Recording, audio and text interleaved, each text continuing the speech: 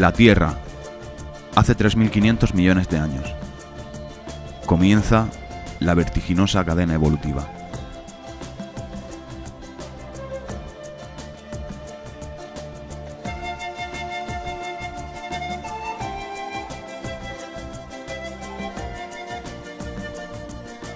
Millones de años después, un simio parecido al chimpancé comienza a evolucionar y extenderse por distintas regiones del planeta, adaptando y modificando su fisionomía a condiciones climatológicas y medioambientales tan diversas como el hábitat en el que se instalaban. Los hábitos, costumbres, creencias, ideologías, rituales y religiones que originaron las diferentes culturas sirvieron para otorgar un valor a cada grupo humano con respecto a los otros, considerándose así no como grupos de humanos diferentes, sino superiores o inferiores. Esto sirvió como una herramienta de poder para dominar, controlar y oprimir tanto los recursos como las personas de determinados grupos.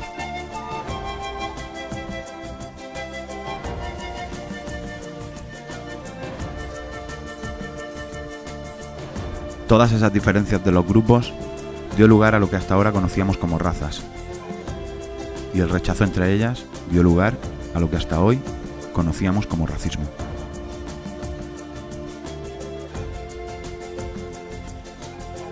Interiorizamos un estilo de vida incuestionable y homogéneo, ensalzando unos determinados valores a los que todos debemos aspirar. Así, en el contexto actual, basado en un modelo de competencia por unos determinados recursos, se ve al diferente como una amenaza.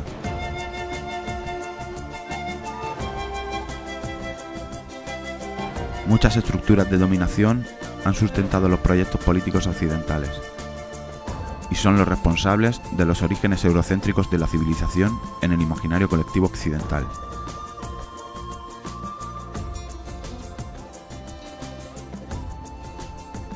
La Real Academia define racismo como exacerbación del sentido racial de un grupo étnico, especialmente cuando convive con otro.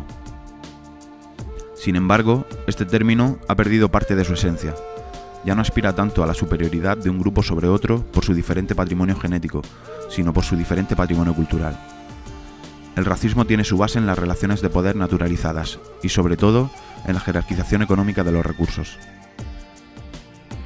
Estamos hablando de un racismo sin razas, de un fundamentalismo cultural. Hay una fuerte creencia en que las diferencias entre seres humanos por cultura son insalvables. La dicotomía nosotros, vosotros surge continuamente. Dentro de este amplio concepto, podemos diferenciar principalmente dos tipos de racismo. Uno que no está tolerado socialmente es el que llamamos visible, que engloba actos y actitudes que castigamos y condenamos, y otro que está aceptado, normalizado o naturalizado en la sociedad en la que vivimos. Es lo que llamamos racismo invisible. Johan Galtung afirma que la violencia es como un iceberg, de modo que la violencia visible es solo una pequeña parte del conflicto. Solucionarlo supone actuar en todos los tipos de violencia, tanto visible como invisible. La violencia directa o racismo visible se concreta con comportamientos como guerras, agresiones, insultos, humillaciones, degradaciones, ofensas, actos que son perceptibles a nuestra retina con un solo abrir y cerrar de ojos. Es clara y visible, por lo que resulta relativamente sencillo detectarla y combatirla. Son actos que no están tolerados por la sociedad. En la parte inferior se colocaría lo que conocemos como racismo invisible o violencia indirecta, la cual es un tipo de violencia mucho más amplia y difícil de detectar. Hay varios conceptos que son los encargados de legitimar ese racismo visible, como estereotipos, prejuicios, aceptación del maltrato, control, pasividad, desvalorización, abuso de poder, escudos que la sociedad nos infunde para justificar la violencia directa que ejercemos sobre el inferior e impedir o reprimir la respuesta de quienes la sufren. Los prejuicios o estereotipos son los dos factores más fuertes en la creación de esas evasivas que el ser humano se pone para la separación entre clases sociales. El prejuicio surge por conveniencia, para discriminar, descartar o dominar a otras personas o aceptarlas preferentemente, sin tener remordimientos y sin reflexionar si eso es bueno o malo, o si es una opinión objetiva o subjetiva.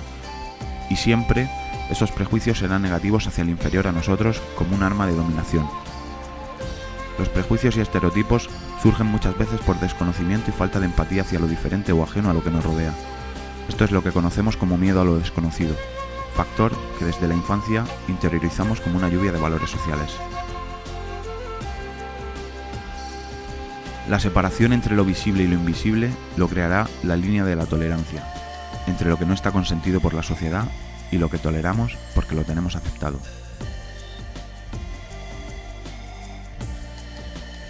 Solo una raza, la raza humana. Por lo tanto, entendemos racismo como cualquier tipo de discriminación en la que podamos observar una situación de maltrato y en la que haya alguien que se coloca en la parte superior y domina y alguien en la parte inferior y es dominado.